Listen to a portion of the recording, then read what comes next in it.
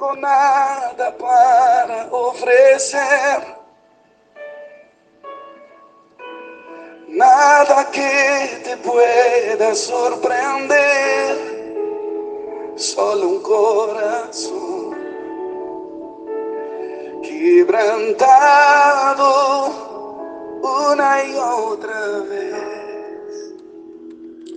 La palabra para hoy es sacrificios vivos.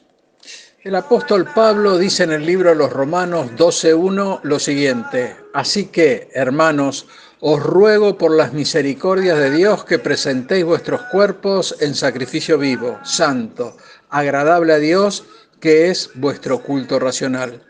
Las Escrituras nos hablan de determinados sacrificios y en el lenguaje de adoración del Antiguo Testamento, para acercarse a Dios era necesario traer un animal para sacrificar en el altar como ofrenda a Dios. La esencia de este sacrificio era que el pecado demandaba un castigo y era el animal sacrificado un verdadero sustituto para Dios por el pecador. Y así, éste podía vivir y tener una relación continua de perdón y gozo con el mismo Creador.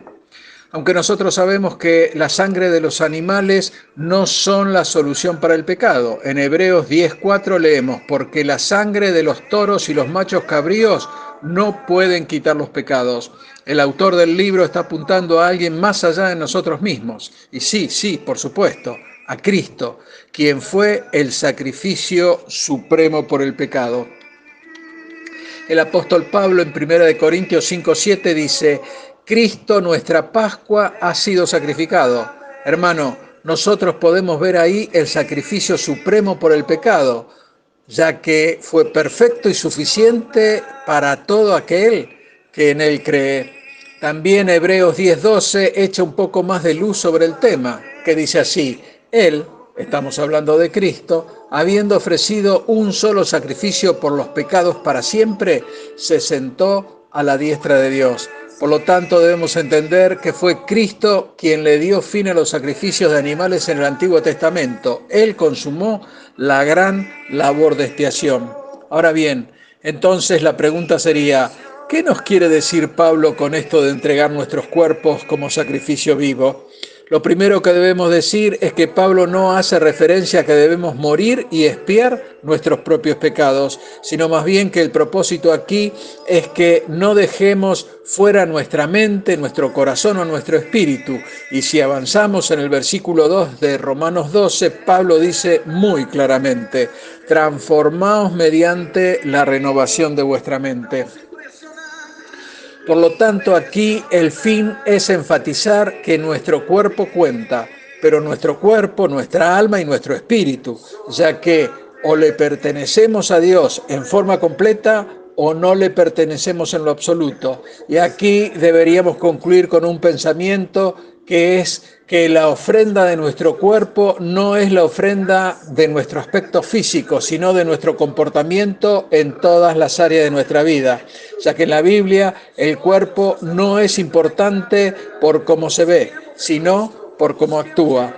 Entonces, para que nos quede claro, el sacrificio de nuestros cuerpos a Dios no es un sacrificio por nuestros pecados. Ese sacrificio ya fue hecho por Cristo.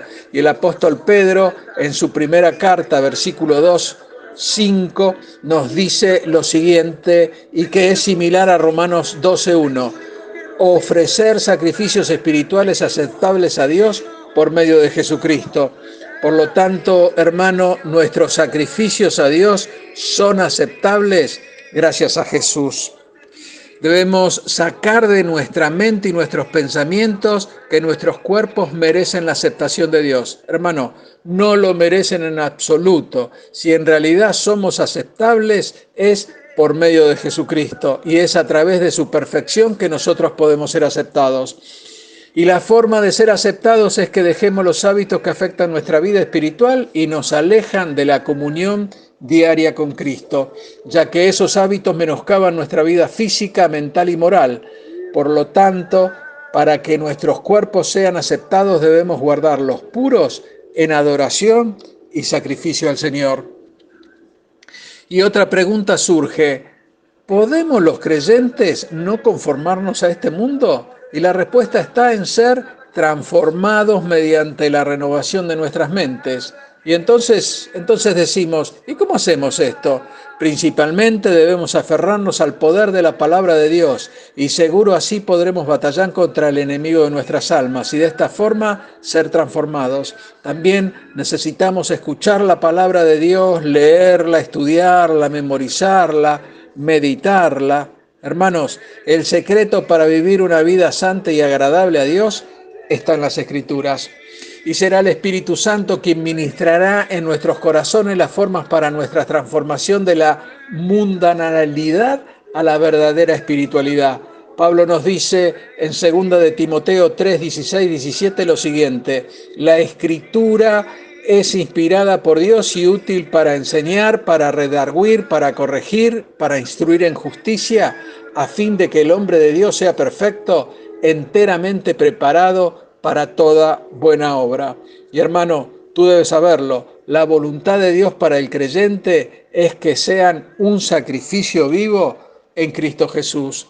Y hermano, cuando nos demos cuenta que el favor de Dios vino a reposar sobre nosotros, quedaremos abrumados por la bondad y la amabilidad de su dádiva, quizás asombrados por la bendición del pecado perdonado y la vida eterna que nos regaló, y quizás haya otra pregunta en nuestro corazón y es la siguiente: ¿qué podemos hacer nosotros para pagar todo esto?